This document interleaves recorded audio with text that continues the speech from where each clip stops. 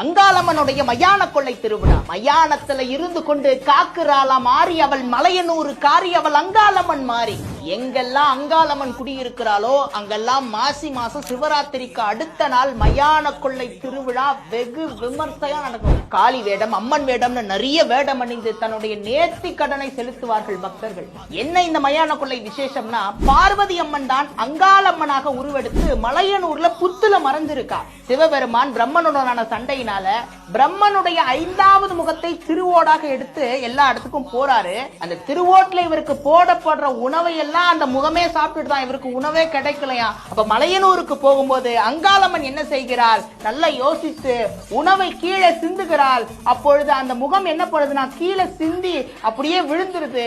அங்காளம்மன் அந்த திருவோட்டு முகத்தை தன் கால்களால் மிதித்து சிவபெருமானுக்கு உணவிடுகிறாள். என்னதான் புராண கதையா இருந்தாலும் நம்ம ஊரு சாமியான அங்காள பரமேஸ்வரி இந்த மயான கொள்ளை திருநாள்